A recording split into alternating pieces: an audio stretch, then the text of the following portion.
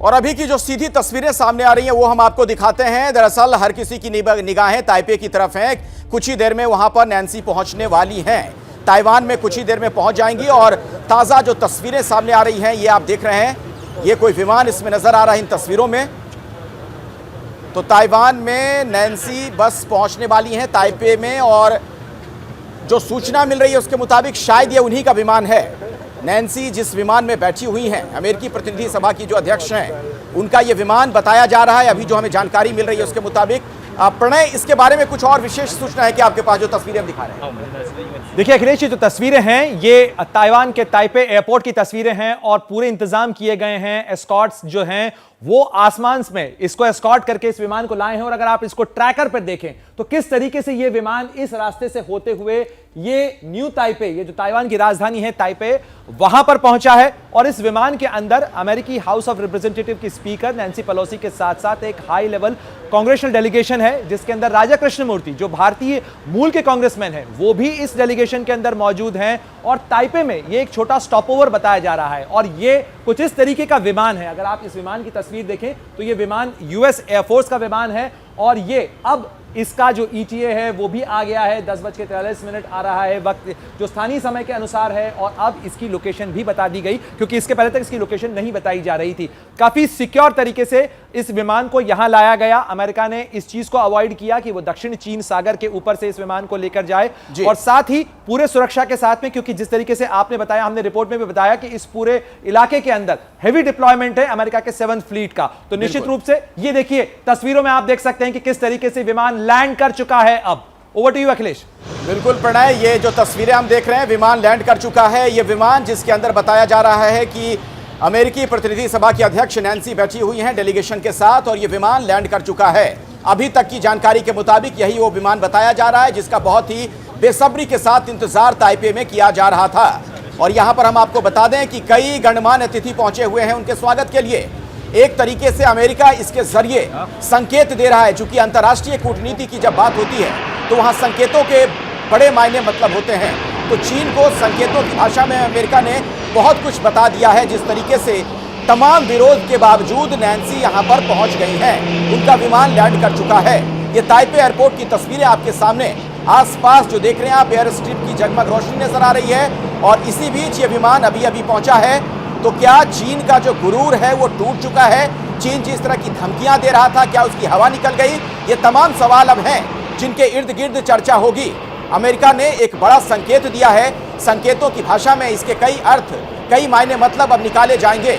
ये देखिए, सबसे पहले ABP न्यूज पर ये तस्वीरें आप देख रहे हैं जहां पर अभी अभी नैन्सी का विमान लैंड कर गया है। प्रणय, ये जो तस्वीरें हम देख रहे हैं, अगर यही वो विमान है जिसमें नैन्सी सवार हैं, तो एक तरीके से कह सकते हैं कि चीन का गुरूर तोड़ दिया अमेरिका ने। निश्चित रूप से अखिलेश, ये बिल्कुल सही कहा आपने, क्योंकि इस विमान के लैंड करने का मतलब है कि चीन जो कुछ धमकी दे रहा था वो धमकियों की हवा निकल गई। और इन तस्वीरों के साथ ही ये साफ हो गया है कि चीन की धमकियों का कोई असर नहीं है। अमेरिका ने ये दिखा दिया कि वो अपने नेता को सिक्योर तरीके से ताइवान में पहुंचा सकता है, और उसके बाद अब वो यहां से टेक ऑफ भी करेंगी। यही वो जगमगाती हुई तस्वीर हेडलाइंस के साथ जो विमान। एक और दिलचस्प बात है, अंतर्राष्ट्रीय मामलों से जुड़ी खबरों को आप चूंकि कवर करते हैं, अगर ताइवान को अपना प्रांत मानता रहा है चीन, तो क्या यह माना जाए कि चीन के विरोध के बावजूद उनके एयर स्पेस में घुस गया अमेरिका? बिल्कुल, अगर चीन यह कहता है कि ताइवान उसका हिस्सा है और उसकी एयर स्पेस के अंदर अमेरिका चीन के यानी बीजिंग के कहने के बावजूद अमेरिका अपने विमान को लैंड करता है, तो निश्चित रूप से ये एक फ्रीडम ऑफ नेविगेशन की जिस बात को अमेरिका कहता है, ये उसका भी एक सबूत है। और आप देखें, ये जगमगाती हुई तस्वीरें ताइवान के ताइपे एयरपोर्ट की हैं। अब से कुछ देर पहले वो विमान उतर चुका है। यूएस एयरफोर्स का ये विमान है जिसके अंदर नैन्सी पेलोसी मौजूद हैं। साथ ही आप देख सकते हैं ये विमान टैक्सी करते हुए जो पार्किंग वे है उसकी तरफ बढ़ रहा है। और यही विमान जो है, ये स्क्रीन पे आप जो विमान देख रहे हैं, यही वो विमान है, यही SPAR विमान है, यही यूएस एयरफोर्स का वो विमान है जिसके अंदर नैन्सी पेलोसी मलेशिया की राजधानी कोलालमपुर से पहुंची हैं ताइवान की राजधानी ताइपे। और इसी विमान बिल्कुल, तो अभी की सबसे बड़ी खबर जो प्रणय जानकारी दे रहे हैं कि विमान लैंड कर चुका है जिसके अंदर नैन्सी पेलोसी बैठी हुई हैं। कुछ ही देर में उनका औपचारिक तौर पर वहां स्वागत किया जाएगा। हमारे साथ जेड तरार साहब भी जुड़े हुए हैं, यूएस स्टेट डिपार्टमेंट के प्रवक्ता हैं।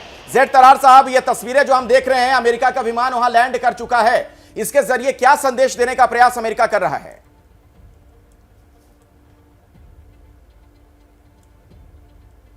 जी देखिए, मेरे ख्याल में ये बहुत एक महत्वपूर्ण बात है। ये थोड़ा टेक्निकल मामला है, लेकिन मेरे ख्याल में ज़रूरी है।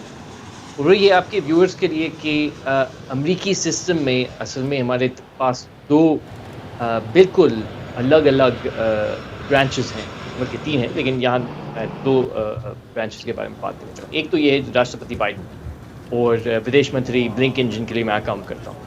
हम एक तरफ हैं और कांग्रेस बिल्कुल अलग एक तरफ है। यानी नैन्सी पेलोसी ने खुद ये फैसला लिया कि उन्होंने ताइवान का दौरा करना है।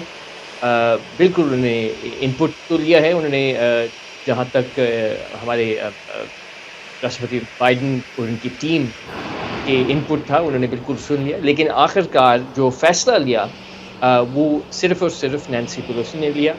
तो मेरे नहीं ख्याल कि ये ठीक है कि हम कह सकते हैं कि शायद राष्ट्रपति बाइडेन कोई पैगाम देना चाह रहे हैं या उनकी कोई जी, बल्कि हम ये देख रहे हैं कि चीन शायद इस बात को बहुत आगे बढ़ा रहे हैं उसको, और इन बातों को लेके वो टेंशन को बढ़ा रहे हैं बिला वजह। हम नहीं समझते कि ये ऐसी कोई बात है टेंशन बढ़ाने वाली। नहीं, आपको ये लगता है कि टेंशन बढ़ाने वाली बात नहीं, लेकिन संजीव श्रीवास्तव जी, जिस तरीके का विरोध चीन की तरफ से हम लगातार देख रहे थे, उसके बावजूद एक ऐसी शख्सियत का ताइवान पहुंचना जो कि अगर आप देखें ताकत के लिहाज से, रसूख के लिहाज से तो अमेरिका में तीसरे नंबर पर आती हैं, पद के लिहाज से हम देखें तो इसको कैसे आप देखते हैं? बिटवीन द लाइन्स कैसे पढ़ा जाए? जी देखिए, ये एक ऐतिहासिक घटना है, एक ऐतिहासिक तस्वीरें हैं, और ये इस बात का स्पष्ट रूप से संकेत है कि अमेरिका और विश्व के जो अन्य जिम्मेदार लोकतांत्रिक राष्ट्र हैं वो इंडो पैसिफिक रीजन के रूल्स बेस्ड ऑर्डर को डिसरप्ट नहीं होने देंगे। और चाइना के द्वारा जो लोकतांत्रिक मूल्यों पर जो आधिपत्यवाद थोपने की जो साजिशें रची जा रही हैं, ताइवान के अस्तित्व पर जो संकट पैदा करने की जो साजिशें रची जा रही हैं, उसको अमेरिका और अन्य जो लोकतांत्रिक राष्ट्र हैं वो स्वीकार नहीं करने जा रहे हैं। और इसी लिहाज से अगर देखें तो ये एक बेहद जो है ऐतिहासिक घटना है और बड़ी ऐतिहासिक घटना है, और इसके गहरे इम्प्लीकेशंस आने वाले समय में। मैं उस पे आता हूँ, इम्प्लीकेशंस पे मैं आगे बात करूंगा। कर्नल दानवीर भी हैं, उनके पास भी हम चलेंगे, लेकिन उससे एक बार पहले ज़ेड तरार साहब का एक बार फिर से मैं रुख करना चाहूँगा। ये जो बैठक आज होने जा रही है ताइवान में, जो नैन्सी पेलोसी पहुंची, शायद उनसे संपर्क हमारा टूट गया है। अब जेड हमारे साथ अभी ज़ेड तरार नहीं जुड़े हुए हैं। कर्नल दानवीर, क्या सीधे तौर पर हम ये कह सकते हैं कि चीन की जो धमकियां थीं उसकी हवा निकाल दी अमेरिका ने? बिल्कुल, एब्सोल्युटली। और अगर इनकी एजेंसीज को की माने तो जब ये नैन्सी पेलोसी ताइवान के ऊपर थी, तब चाइनीज़ SU-35 ने ताइवान स्ट्रेट को क्रॉस किया और एक थ्रेटनिंग पोस्टर भी बनाया, और इसके जवाब में जापान से dozens of American aircraft scramble हुए, और एक तरीके से ये शो ऑफ स्ट्रेंथ हुआ। और जो आप ये कह रहे हैं कि शी जिनपिंग के चाइना की हवा निकाल दी, तो इस तरीके से ये हवा को निकाला गया। जो धमकी है, धमकी को काउंटर किया गया, एक काउंटर फोर्स के साथ में शो ऑफ स्ट्रेंथ दिखाई गई, और उसी के चलते ये हवा जो आप बता रहे हैं वो निकल गई है। बिल्कुल बिल्कुल, और उसकी बानगी ये तस्वीरें हैं, जो दो तस्वीरें इस वक्त आप देख रहे हैं। प्रणय, अब किस तरीके से स्वागत यहाँ पर किया जाएगा, कौन लोग यहाँ पर मौजूद होंगे, जरा उस बारे में अगर आप विशेष कुछ बता पाएं। देखिए, ताइवान की राष्ट्रपति साई इंग वेन जो हैं वो खास तौर पर सीधे इसकी निगरानी कर रही हैं। ये जो स्वागत के इंतजाम है एयरपोर्ट के ऊपर, इससे पहले जब हमने तस्वीरों में दिखाया कि किस तरीके से इस एयरपोर्ट पे, ताइवान की राजधानी ताइपे का जो एयरपोर्ट है जहां ये विमान उतरा है, वहां पर इंतजाम किए गए हैं, खास इंतजाम किए गए हैं। वेलकम स्पीकर पेलोसी, इस तरीके से LED जो लाइटिंग की गई है वो भी की गई है। साथ ही जो लोग हैं उनमें भी काफी उत्साह है, वहां पर काफी रोशनी की गई है इस चीज के लिए, क्योंकि ताइवान इसे अपनी लड़ाई, अपने जो लोकतांत्रिक मूल्य हैं या जो अपनी लोकतांत्रिक लड़ाई है उसके लिहाज से भी एक बड़े स्टेटमेंट के तौर पर दिखाने की कोशिश कर रहा है। इसीलिए एक रेड कार्पेट वेलकम की तैयारी आप यहां देख रहे हैं। रात के 10 से ज़्यादा का वक्त हो चुका है, ये करीब 11:15 का वक्त हो रहा है ताइवान के अंदर, लेकिन वहां पर आप देखिए जो जगमगाहट है, और इस वीडियो में आप देखें ये उतर रहे हैं वो तमाम अधिकारी और वो तमाम लोग जो इस विमान में नैंसी पेलोसी के साथ आए हैं, स्टाफ है। नैंसी पेलोसी अमेरिकी राजनीति की बहुत पुरानी नेता हैं, करीब 82 साल उनकी एज है, बड़ी उम्रदराज नेता हैं। जिस तरीके से जेड तारर भी कह रहे थे कि वो अपने आप में बड़ी खुद फैसले लेने वाली महिला हैं। इसके पहले तियाननमेन चौक का जो मामला हुआ था, अमेरिका ने उस मामले के अंदर भी जो रुख लिया था, उस समय भी नैंसी पेलोसी का काफी सख्त रुख देखने को मिला था। और साई इंग वेन, जिन्हें आप देख सकते हैं ताइवान की राष्ट्रपति, वो खुद रिसीव करने के लिए जा रही हैं नैंसी पेलोसी को। तो आप देख सकते हैं किस तरीके से ये यूजुअली इतना अंधेरा एयरपोर्ट पर नहीं होता है, खास रोशनी की जाती है, लेकिन आप देखें एहतियात भी बरता जा रहा है। और इस तरीके का एहतियात तब बरता जाता है जब एयर रेड का खतरा हो किसी तरीके का। और इसीलिए आप देखें बहुत ज्यादा रोशनी नहीं है, लेकिन वेलकम गर्मजोशी के साथ किया जा रहा है। इन तस्वीरों को जो अंधेरी फिलहाल नजर आ रही है, लेकिन इन अंधेरी तस्वीरों के साथ ताइवान अपने लिए उम्मीद की रोशनी जरूर देख रहा है। अखिलेश, बिल्कुल सही आप कह रहे हैं प्रणय, और ये वाकई में जिस तरफ आप गौर फरमा रहे हैं, ये दर्शक भी हमारे समझ पा रहे होंगे, इतना अंधेरा होता नहीं है। अमूमन कोई जब इस तरीके से विदेशी मेहमान आता है तो उसका स्वागत किया जाता है, बाकायदा वहाँ पर रोशनी रहती है। लेकिन जिस तरीके के खतरे थे, इन्हीं सब के मद्देनजर आप देखिए वहाँ पर अंधेरा रखा गया है। फिलहाल साफ तौर पर आप कुछ नहीं देख पाएंगे, लेकिन हम आपको बता दें कि नैंसी पेलोसी वहां पर पहुंच चुकी हैं, जो कि अमेरिकी प्रतिनिधि सभा की अध्यक्ष हैं और तीसरी सबसे ताकतवर शख्सियत अमेरिका की मानी जाती हैं, जिस पद पर वो विराजमान है उस लिहाज से। और वहां पर चूंकि ताइवान की राष्ट्रपति खुद मौजूद हैं, इस लिहाज से आप समझ सकते हैं कि कितना बड़ा ये स्वागत। और ये जो अंधेरा कर्नल दानवीर यहाँ पर दिख रहा है, रोशनी नहीं है, उसके पीछे वजह वही जो हम लोग चर्चा कर रहे हैं, सुरक्षा कारणों से। हाँ बिल्कुल, एब्सोल्युटली। ये एक रूटीन ड्रिल है कि अगर कोई एयर थ्रेट या इस तरीके की कोई चीज़ हो तो आप अननेसेसरली रोशनी और ये सब नहीं करते हैं, क्योंकि आप एक टारगेट प्रेजेंट करते हैं। बिल्कुल, तो सुरक्षा के लिहाज से देखिए अंधेरा रखा गया है, वहां पर रोशनी नहीं है। हमारे दर्शक इसीलिए स्पष्ट तौर पर देख नहीं पा रहे होंगे। दरअसल वहां पर अभी अभी नैंसी पेलोसी का विमान लैंड कर चुका है, उनके साथ सारे तमाम जो डेलीगेट्स हैं वो पहुंचे हैं, लेकिन सुरक्षा कारणों से, चूंकि चीन की तरफ से खतरा था, इसलिए वहां पर अंधेरा रखा गया है। हमारे साथ दीपक वोहरा साहब भी जुड़े हुए हैं, आप डिप्लोमेट रह चुके हैं। दीपक वोहरा जी, आप जहां बैठे हुए हम देख रहे थे, आपके पीछे दोनों झंडे नजर आ रहे थे, चीन का भी दिख रहा था, अमेरिका का भी। क्या वो झंडे आमने सामने हैं या साथ साथ थे?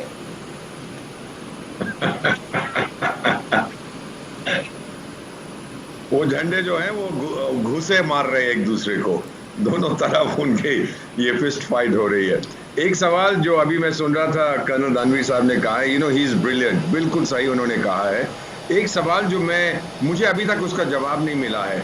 एक retired Chinese People's Liberation Army के एयरफोर्स के मेजर जनरल थे क्याओ लियांग, उन्होंने किताब 1999 में लिखी थी कि किस तरह से चाइना का मास्टर प्लान है अमेरिका को डिस्ट्रॉय करने के लिए। और 2 साल पहले उन्होंने ये सवाल खुद उठाया कि चाइना की प्रायोरिटी, ये जो टिंगलिंग पिंगपिंग जो भी उसके लीडर हैं, उनकी प्रायोरिटी है great rejuvenation of the Chinese nation. उन्होंने कहा ताइवान को भूल जाओ, पहले ताकतवर बनो, पहले नंबर 1 बनो, रिजुविनेशन हो जा, उसके बाद ताइवान की बात सोचना, क्योंकि 72 साल में तो आप ले नहीं पाए, तो अब क्यों लेना चाहते हो? जितना आपका इस समय मानते हैं कि आप फैक्ट्री ऑफ द वर्ल्ड हैं, दुनिया आप पे निर्भर है, पर आप दुनिया पे निर्भर हैं। इन तस्वीरों पर एक बार मैं दीपक जी आपसे बात करना चाहूंगा। पहले आपकी पिटाई जी जी, मैं सराहता हूं, जो आप कह रहे हैं बड़ा महत्वपूर्ण है, उस पर मैं आऊंगा। लेकिन प्रणय, आप बता पाएंगे क्या जानकारी मिल रही है, कौन कौन डिप्लोमेट यहां पर मौजूद हैं? हालांकि अंधेरा बहुत ज्यादा है, देखकर पहचानना मुश्किल है, लेकिन आपके पास लिस्ट होगी।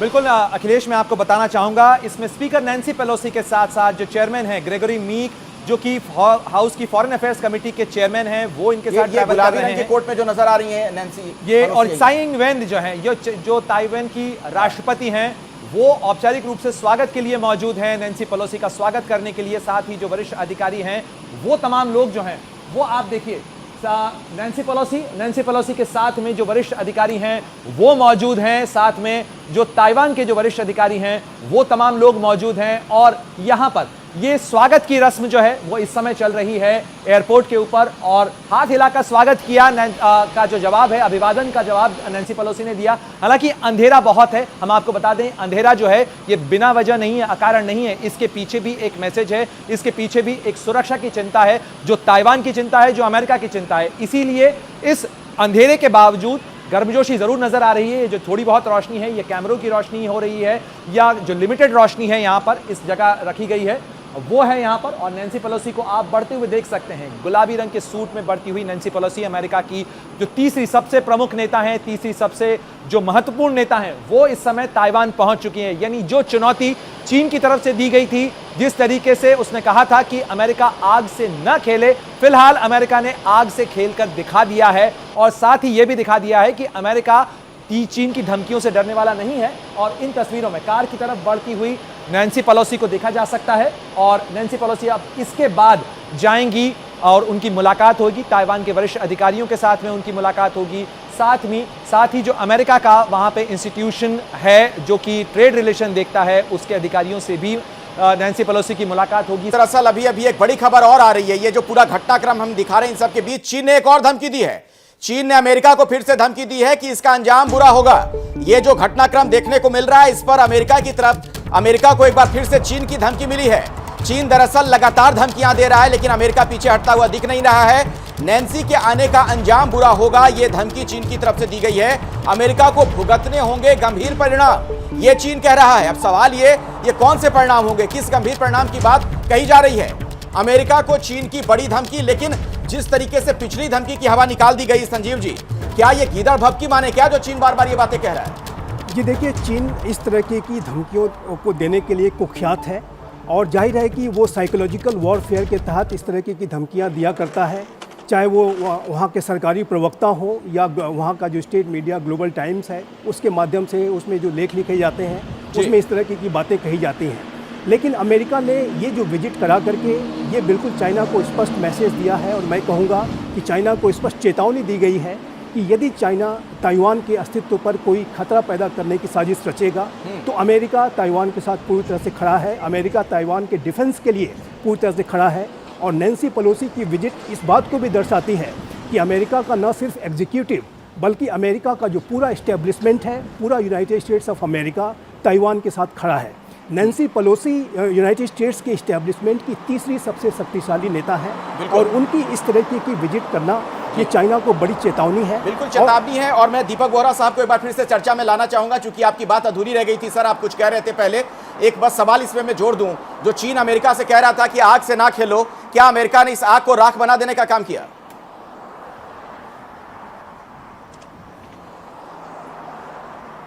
अमेरिका ने यह साबित कर दिया है कि चीन की अंग्रेजी में जो कहावत है, उनको जो भौंकते हैं वो काटते नहीं है। Its bark is worse than its bite. और इतना आपने अभी जो ग्लोबल टाइम्स का जिक्र किया था, गेबल्स टाइम जिसे मैं कहता हूं, जो हिटलर की प्रोपेगेंडा मशीन थी, वो सिर्फ विदेशी लोगों के लिए। अपने देश के अंदर जो वो या तो वो कोई खबर देंगे नहीं ताइवान के बारे में, नैन्सी पेलोसी के बारे में, या बोलेंगे वो देखो जी नैन्सी पेलोसी डर गई और छुप छुप के रात को आई और सवेरे भाग गई क्योंकि चीन इतना शक्तिशाली है। तो अपने लोगों को भी झूठ बोलेंगे। लेकिन ये सही है सर, मैं अफ्रीका में 3 देशों में प्रधानमंत्रियों का विशेष सलाहकार हूं। एक ही मैसेज आया है फ्रॉम वन अफ्रीकन कंट्री जहां पर चीन की काफी ताकत है। उनके पीएम साहब में व्हाट्सएप पे मैसेज हम शेयर करते हैं। एक मैसेज आया है, उन्होंने यही लिखा है, ambassador Deepak, Nancy Pelosi is welcome to Taiwan. क्या बोलूं इसके आगे, वो चीन पे इतने डिपेंडेंट है ये लोग, फिर भी कह रहे हैं Nancy Pelosi is welcome to Taiwan. मतलब पूरी दुनिया में लोग चीन से तंग आ चुके हैं सर। अमेरिका को जितनी मर्जी गाली दो, लेकिन वो जो मैडम है ना, लिबर्टी मैडम, जो न्यूयॉर्क हार्बर में खड़ी रहती हैं कि अपने लोग मेरे पास भेजो क्योंकि मैं उनको आजादी दूंगी, वो चीन नहीं कर पाता सर। जी जी दीपक जी, आपसे बात करने में इसलिए मजा आता है, आपके कहने का जो लहजा है, बड़ा तंज जो आपका होता है, बड़ा खतरनाक होता है। मैं आता हूं आपके पास एक बार फिर से, लेकिन उससे पहले अपने दर्शकों को मैं बता दूं कि बीजिंग से भी हमारे साथ एक पत्रकार है, शुभम पाल साहब, और वॉशिंगटन से रोहित शर्मा हमारे साथ जुड़े हुए हैं। रोहित जी, आपसे मेरा पहला सवाल, अमेरिका में कैसे देखा जा रहा है इस घटनाक्रम को? अब जबकि नैन्सी पहुंच गई है, चीन फिर धमकी दे रहा है।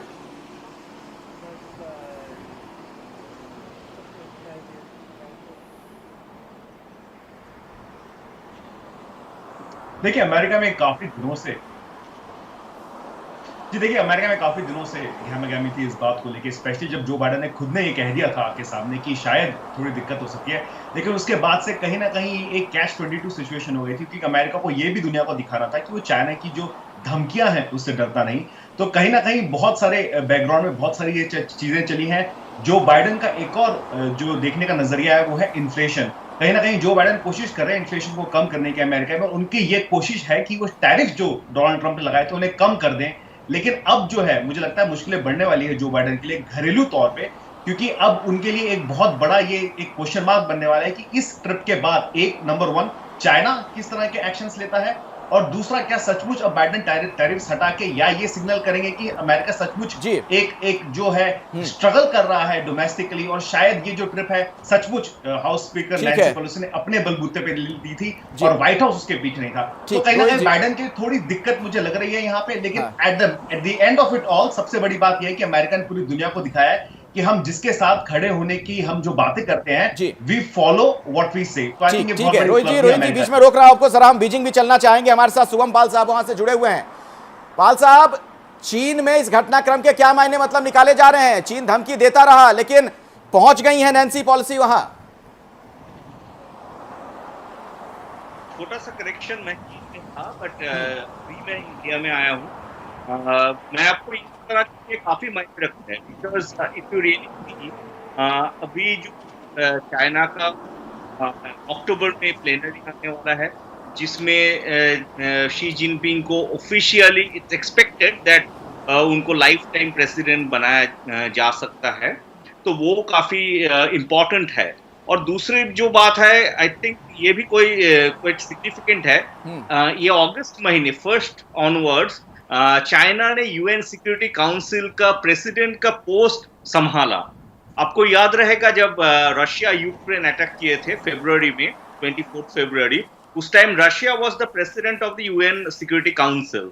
अभी चाइना इज द प्रेसिडेंट जो प्रेसिडेंसी संभाला, तो ये काफी इंटरेस्टिंग सिचुएशन है। बट बीजिंग के लिए पॉस्चरिंग हम देख रहे थे। शीनामेन में, फुजियन प्रोविंस में जो सबसे बड़ा शहर है, फुजो और शीनामेन में टैंक्स के काफी कॉलम्स भेजे हुए थे, बीचेस में टैंक्स थे। और कुछ देर पहले ग्लोबल टाइम्स में ये भी ट्वीट किया कि Su-35 फाइटर एयरक्राफ्ट, वो सिंगुलर या प्लूरल दोनों ही मेंशन किया कि मल्टीपल नंबर भी हो सकता है, उन्होंने डिप्लॉय किया। लेकिन उसके बावजूद भी और दूसरी जो बात है, ये जो एयरपोर्ट की बात कर रहे हैं हम, मैं खुद ताइवान जा चुका हूँ। ये सोंगशान एयरपोर्ट जो है, ये ताइवान का एक एयरबेस है उनका, क्योंकि ताइवान में 2 एयरपोर्ट है, दूसरा है ताइवान, वो इंटरनेशनल फ्लाइट्स वहां पे आता है, मोस्ट ऑफ द फ्लाइट्स वहीं पे आता है, जो सिविलियन एयरपोर्ट है। बट ये सोंगशान एयरपोर्ट जहाँ पे नैन्सी पेलोसी अभी आई है, पहुंची है, वो ताइवान का सिविलियन फ्लाइट्स आते हैं, प्राइमरीली उनके एयरफोर्स का फ्लाइट्स आते हैं। तो अभी ऐसे सिचुएशन में इट्स वेरी सिग्निफिकेंट। अब देखना ये है कि चाइना क्या करे, बिकॉज चाइना क्या करेगा, आप सही कह रहे हैं, ये देखना महत्वपूर्ण हो जाता है। लेकिन कर्नल दानवीर, क्या हम ये माने कि खतरा टल गया, युद्ध का खतरा, या अभी भी जिस तरीके के तनावपूर्ण हालात है कुछ भी हो सकता है? खैर मेरा तो ये शुरू से मानना रहा कि युद्ध का तो खतरा कभी भी नहीं था, क्योंकि बहुत कुछ एट स्टेक है। और अगर चाइना इस समय कोई एस्केलेशन करता है तो उसका नुकसान चाइना को होगा, क्योंकि चाइना की जो ट्रेजेक्ट्री है और जो उसका जो चैलेंज है, जो उसका विजन और एम है, वो कहीं 2050 के आसपास साकार होगी, अगर इसी तरीके से चाइना अपनी प्रोग्रेस करता रहा, मिलिट्री प्रोग्रेस और इकोनॉमिक प्रोग्रेस। तो अगर इस समय वो अमेरिका से डायरेक्ट कॉन्फ्रंटेशन में जाता है, लड़ाई झगड़े में जाता है, तो वो जो उसका विजन और जो एम है 2050 वाला, वो डेडलाइन मिस हो जाएगी। और कहीं ना कहीं जो अमेरिका को डायरेक्टली चैलेंज करने की स्थिति के अंदर जो आने की उम्मीद रखता है 2050 तक, वो उम्मीद शायद उसकी ख़राब हो जाएगी, ध्वस्त हो जाएगी। तो उसके चलते ये बिल्कुल किसी भी हालत में डायरेक्ट कॉन्फ्रंटेशन नहीं करेगा। ये पूरा खेल ब्रिंकमैनशिप का था, और इस ब्रिंकमैनशिप में फ़िलहाल अमेरिका का पड़ला भारी नजर आता है। बिल्कुल आप सही कह रहे हैं संजीव श्रीवास्तव जी। देखिए, सवाल यही है जो मैं शुरू में भी कह रहा था कि अंतर्राष्ट्रीय कूटनीति की जब हम बात करते हैं, वहाँ संकेतों के बड़े मायने मतलब होते हैं। लड़ाई हो ना हो, युद्ध हो ना हो, लेकिन संकेतों की भाषा में अमेरिका का पलड़ा तो फिलहाल भारी नजर आ रहा है। जी, ये बैटल ऑफ परसेप्शंस लगातार इंटरनेशनल पॉलिटिक्स में चलते हैं। और ये जो विजिट नैन्सी पेलोसी की हुई है, उससे निसंदेह अमेरिका ने अपनी पोजीशन ऑफ स्ट्रेंथ को, अपनी संकल्प शक्ति को स्पष्ट रूप से चाइना के समक्ष दर्शा दिया है। और जैसा कि मैं कह रहा था कि ये चाइना को एक चेतावनी भी है क्योंकि ये जो नैन्सी पेलोसी की विजिट है वो इस संदर्भ में भी महत्वपूर्ण है कि रशिया के द्वारा जिस तरीके से यूक्रेन पर हमला किया गया और उसको भी अमेरिका ने एक रूल्स बेस्ड ऑर्डर को डिसरप्ट करने वाली घटना बताया था, उसी तरीके का उदाहरण लेते हुए चाइना भी ताइवान के विरुद्ध कोई बड़ी साजिश रच सकता था। तो ये अमेरिका के लिए बेहद आवश्यक था कि अमेरिका चाइना को ये मैसेज दे, ये चेतावनी दे। मैं आपको रोक रहा हूं, अभी एक बड़ी खबर आ रही है। चीन के विदेश मंत्रालय की पहली प्रतिक्रिया आ गई है। प्रणय, आपके पास इस बाबत क्या जानकारी है? देखिए, मैं आपको बता दूं, चीन के विदेश मंत्रालय की प्रतिक्रिया में तो इस पर आगाही किया गया है, लेकिन इस बीच ताइवान पहुंचते ही नैन्सी पेलोसी की तरफ से भी एक बयान जारी किया गया अखिलेश, और उसके अंदर कहा गया है कि इस समय ताइवान के करीब 2.3 करोड़ लोगों के साथ खड़ा होना पहली प्राथमिकता है, बहुत जरूरी है। और ये उसी का हिस्सा है जिसके तहत वो ताइवान पहुंची हैं, ताइपे पहुंची हैं। और ये क्योंकि ऐसे समय में हो रहा है जब दुनिया में देशों के सामने ये चुनौती है और ये सवाल है कि उन्हें ऑटोक्रेसी और डेमोक्रेसी के बीच में चुनना है, यानी उन्हें तानाशाही और लोकतंत्र के बीच में चुनना है। और इसीलिए अमेरिका साझा मूल्यों के कारण ताइवान के साथ खड़ा दिखना चाहता है। हालांकि नैन्सी पेलोसी ने अपने बयान में यह भी साफ किया है कि यह कहीं भी कुछ अलग नहीं किया गया है, क्योंकि इसके पहले भी जो कांग्रेशनल डेलीगेशन आते रहे हैं ये उसी कड़ी में हुआ है। इसके पहले भी अमेरिकन हाउस ऑफ रिप्रेजेंटेटिव के नेता आते रहे हैं, ये उसी की कड़ी है। और अमेरिका और ताइवान के रिश्ते जो हैं, अमेरिका ताइवान रिलेशन एक्ट 1979 से ही चल रहे हैं, इसमें कोई बदलाव नहीं हुआ है। यानी अमेरिका एक तरफ यह दिखाने की कोशिश कर रहा है कि उसने अपनी नीति में कोई बदलाव नहीं किया है, जो तूल देने की कोशिश कर रहा है वो चीन कर रहा है, और चीन इस मामले को बढ़ा चढ़ा के दिखाने की कोशिश कर रहा है। नैन्सी पेलोसी ने इस पूरे मामले को लेकर ट्वीट भी किया है और इन्हीं बातों को दोहराया है। उन्होंने कहा है कि मेरा ताइवान का यह दौरा जो है, इंडो पैसिफिक का जो दौरा है, उसी की एक कड़ी है, और हम अपने उन तमाम साथी देशों के साथ का दौरा कर रहे हैं जिनके साथ हमारे साझा मूल्य हैं। बिल्कुल, तो अभी की बड़ी खबर आप देख रहे हैं। आपको बता दें कि चीन के विदेश मंत्रालय की पहली प्रतिक्रिया आई है और उम्मीद के मुताबिक वही प्रतिक्रिया, धमकी वाली भाषा। चीन ने नैन्सी के ताइवान दौरे की निंदा भी की है, लेकिन इससे फर्क पड़ता हुआ दिख नहीं रहा अमेरिका को। नैन्सी पेलोसी पहुंच चुकी हैं ताइपे, और ये जो तस्वीरें देख रहे हैं, अब से थोड़ी देर पहले की तस्वीरें हैं, ताइपे एयरपोर्ट की तस्वीरें हैं। वहां पर जो एयरबेस है वहां की तस्वीर, जहां से अब रवाना हो चुकी है नैन्सी। उनकी मुलाकात वहां पर कई लोगों से होनी है। ताइवान की राष्ट्रपति खुद आवाभगत के लिए वहां पर मौजूद थी और भव्य स्वागत किया गया। हालांकि सुरक्षा कारणों से एयरपोर्ट पर आप देख रहे हैं कि बहुत ज्यादा रोशनी नहीं की गई थी। जिस तरीके की धमकी चीन की तरफ से दी गई थी, इसलिए तमाम तरह से सतर्कता बरतते हुए स्वागत किया गया नैन्सी पेलोसी का। और अब नैन्सी, ऐसा लगता है कि जहां उन्हें रुकना था वहां पहुंच गई हैं। थोड़ी देर बाद उनका बाकी जो आगे का कार्यक्रम है वो शुरू होगा। लेकिन ये जो यात्रा है, अमेरिकी प्रतिनिधि सभा की अध्यक्ष की जो ताइवान की यात्रा है, उसके तमाम मायने मतलब हैं, उसे भी हम समझने का प्रयास कर रहे हैं। और अब दीपक वोहरा साहब, मैं आपके पास एक सवाल के साथ आना चाहूंगा। आज एक और बड़ी घटना देखने को मिली कि अल जवाहिरी का खात्मा हुआ, उसका खात्मा होना और इधर इनका पहुंचना नैन्सी का ताइवान, क्या इसे आपस में जोड़कर भी हम देख सकते हैं? कुछ खास अर्थ यहां से भी निकाला जा सकता है?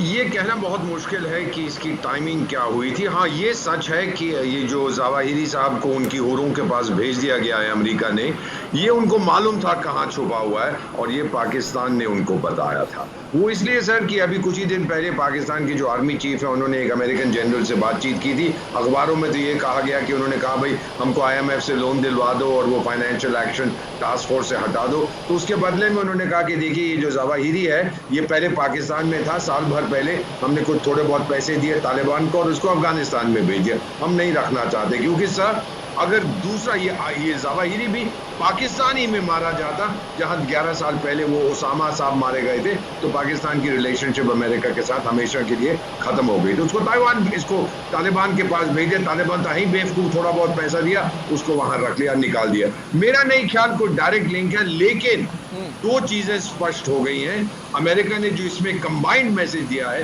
कि आतंकी दुनिया में कहीं भी छिपे, हम उनको ढूंढ निकालेंगे, वो सुरक्षित नहीं है। जो आपके प्रधानमंत्री ने भी 2019 में कहा था, जब उन्होंने संदेश दिया था पाकिस्तान को कि सातवें पाताल में भी छुपाओगे इनको, वहां से निकालेंगे, घर में घुस के मारेंगे। अमेरिका ने यह साबित किया। और दूसरी तरफ ये बता दिया है कि डेमोक्रेसी कैन डिलीवर, और दुनिया का चुनाव जो है वो डेमोक्रेसी की तरफ है। सर मेरी बात मानिए, मेरा विश्वास है, और श्रीवास्तव साहब तो बहुत जानकार हैं इंटरनेशनल अफेयर्स के, कर्नल दानवीर को बहुत जानकारी है, मुझे ये लगता है सर आज जिनपिंग बिल्कुल नंगा खड़ा हुआ है। वो कहानी जो हम बचपन में सुना पढ़ा करते थे कि छोटी सी लड़की बोली, मामा ये जो शहंशाह इसके तो कपड़े नहीं है, आज ये निवस्त्र हो गया है, कुछ नहीं कर पाएगा, धमकियां देता रहेगा इसका फॉरेन मिनिस्ट्री ये वो, लेकिन कुछ नहीं करेंगे क्योंकि इसको दुनिया की बहुत जरूरत है।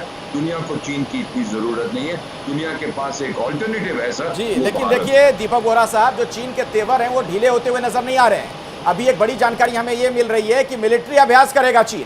अब इसके जरिए वो क्या संदेश देना चाहता है, ये बड़ा सवाल है। प्रणय इसके बारे में ज्यादा जानकारी देंगे। प्रणय, देखिए, अगर आप देखें अखिलेश, इस पूरे इलाके के अंदर मैप के ऊपर अगर आप देखें तो इस पूरे क्षेत्र में दक्षिण चीन सागर से लेकर पूर्वी चीन सागर तक इस पूरे इलाके के अंदर ताइवान कई जगह एक्सरसाइज कर रहा है। ताइवान के आसपास के पूरे इलाके के अंदर ये एक्सरसाइज चीन करने की कोशिश कर रहा है, यानी एक तरीके से पूरी ताइवान की घेराबंदी करने की कोशिश की गई है। इस पूरे मैप को आप समझ सकते हैं, ये चीन है।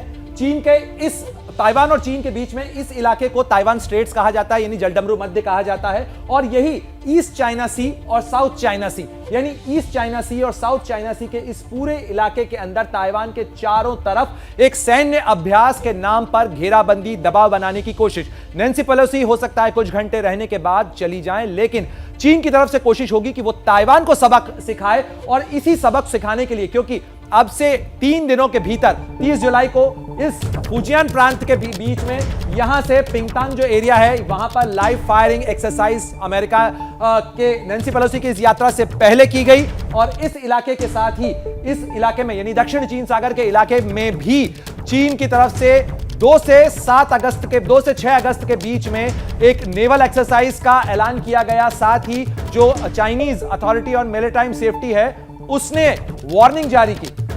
हम आपको एक बार फिर दिखा दें किस तरीके से इस पूरे इलाके में ताइवान के इर्द गिर्द घेराबंदी करके एक सैन्य अभ्यास के नाम पर ताइवान पर दबाव बनाने की कोशिश चीन की तरफ से। ये देखिए, ये है चीन, ये है ताइवान, और चीन और ताइवान के बीच में ये जो इलाका है इसे जलडमरू मध्य ताइवान स्ट्रेट्स कहा जाता है। ये ईस्ट चाइना सी है और ये साउथ चाइना सी है, और ताइवान का क्षेत्रफल बहुत छोटा है, चीन का क्षेत्रफल बहुत बड़ा है, लेकिन ताइवान के चारों तरफ एक्सरसाइज, सैन्य अभ्यास के नाम पर एक सैन्य जमावड़ा करने की कोशिश, एक घेराबंदी करने की कोशिश, एक ब्लॉकेड की तरह चीजें खड़ी करने की कोशिश चीन की तरफ से, क्योंकि चीन सबक सिखाने की कोशिश कर रहा है, दबाव बनाने की कोशिश कर रहा है, तनाव बढ़ाने की कोशिश कर रहा है इस पूरे इलाके के अंदर। ये ताइवान की राजधानी ताइपे है जहां पर अब से कुछ देर पहले पहुंची हैं नैन्सी पेलोसी, और अब अगले कुछ दिनों के अंदर 2 से 7 अगस्त के बीच में यह सैन्य अभ्यास होगा। लेकिन ऐसे सैन्य अभ्यास देखिए कोई नई बात है भी नहीं चीन के लिहाज से। अगर हम देखें कर्नल दानवीर, तो इसे गीदड़ भभकी अब कहेंगे आज की इस घटना के बाद, जिस तरीके से तमाम विरोध के बावजूद नैन्सी वहां पर पहुंच जाती हैं, चीन के तमाम विरोध के बावजूद। ये जो अब नई तस्वीरें सामने आ रही है, प्रणय जो जानकारी दे रहे हैं कि वहां पर अब चीन युद्धाभ्यास करने वाला है, इसे क्यों ना सिर्फ गीदड़ भभकी समझें। देखिए, गीदड़ भभकी थी नैन्सी पेलोसी के आने से पहले जो वो धमका रहा था।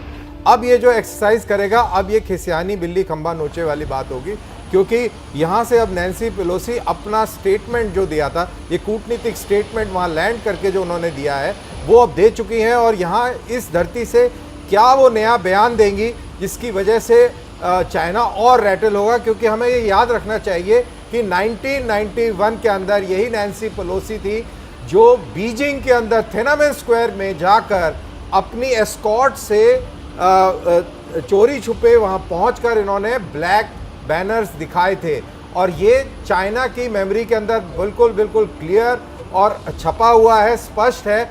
और अब फिर वो वन चाइना की पॉलिसी के तहत चाइनीज़ धरती पर ही मौजूद है, लेकिन ताइवान में है, और क्या किस तरीके की वो वहाँ बात करेंगी, क्योंकि वो तिब्बत के ऊपर उनका एक बहुत स्ट्रॉन्ग स्टांस है, और ह्यूमन राइट्स को लेकर भी उनका एक बहुत स्ट्रॉन्ग स्टांस है।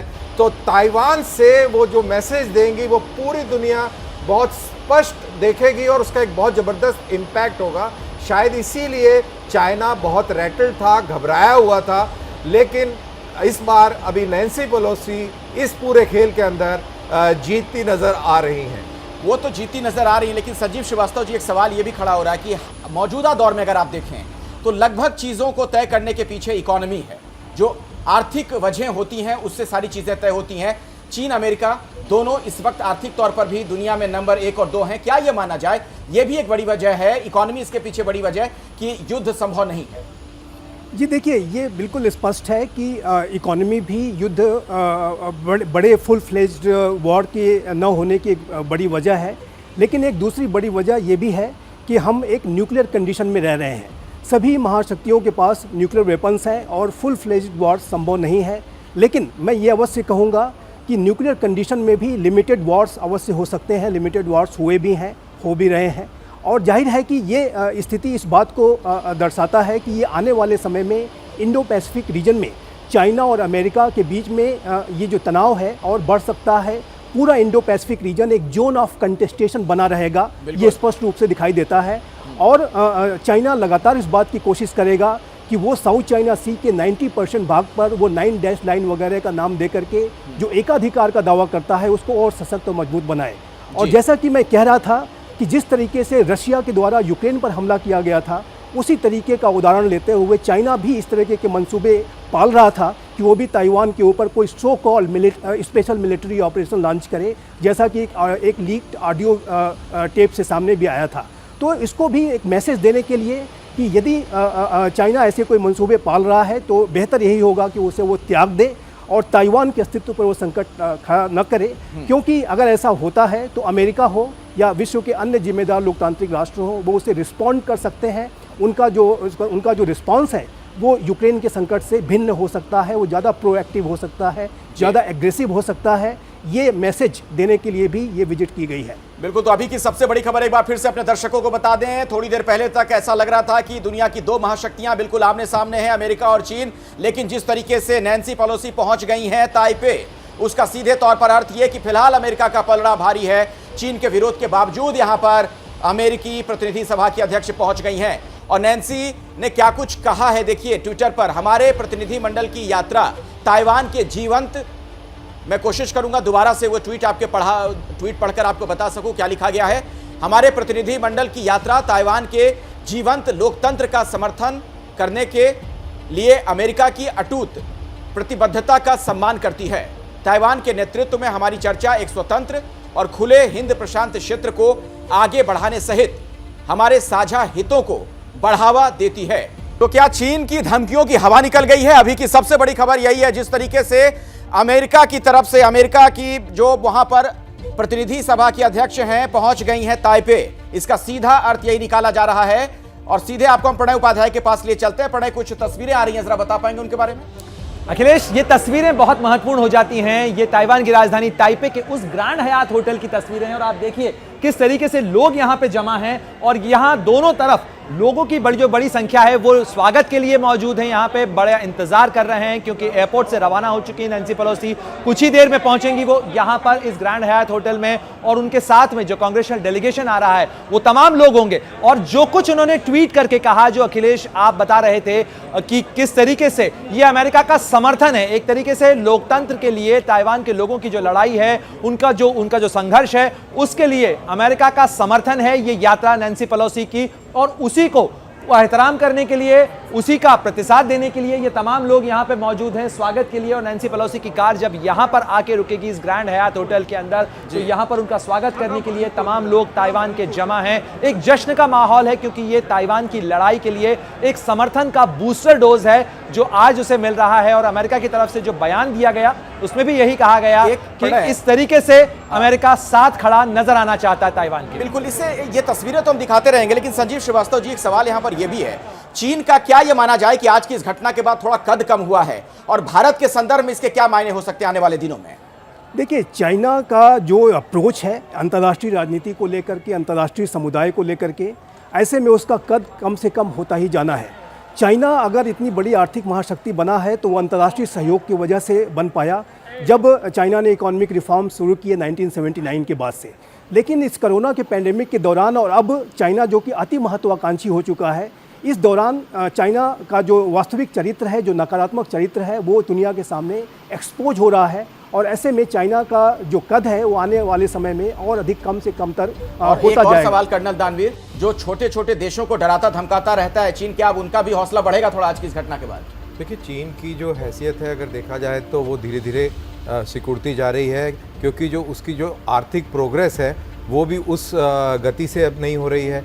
काफ़ी सारी इकोनॉमिक इश्यूज़ चाइना के अंदर सुनने को मिल रहे हैं, पॉलिटिकल डायमेंशंस भी वहाँ पर निरंतर चेंज हो रहे हैं, और शी जिनपिंग की खुद की स्थिति भी काफ़ी इस विज़िट के बाद क्वेश्चन मार्क में आ जाएगी, घेरे में आ जाएगी। तो जो आप जब कह रहे हैं कि छोटे छोटे देश जो चाइना जिनको परेशान करता था, क्या उन पर फ़र्क पड़ेगा, तो बिल्कुल फ़र्क पड़ेगा। जब शी जिनपिंग का कद छोटा होगा, चाइना का जब वर्चस्व कम होने लगेगा, तो जाहिर सी बात है बाकी छोटे छोटे देशों को बहुत राहत की महत्वपूर्ण बात सांस अब कह रहे हैं कर्नल दानवीर। इस चर्चा को अब हम आगे भी बढ़ाएंगे। ये हैं शर्मा जी, जो रात का खाना और देश दुनिया की सुर्खियां दोनों लेते हैं सुमित अवस्थी के साथ। अब ये हैं इनके पड़ोसी बैनर्जी साहब। मिष्टी दोई खाते खाते पूरा बंगाल जान लेते हैं सुमन दे के साथ। इनकी तरह आप भी देखें अपने फेवरेट न्यूज एंकर को एक ही ऐप पर, और डाउनलोड कीजिए एबीपी लाइव ऐप अपने स्मार्ट टीवी पर।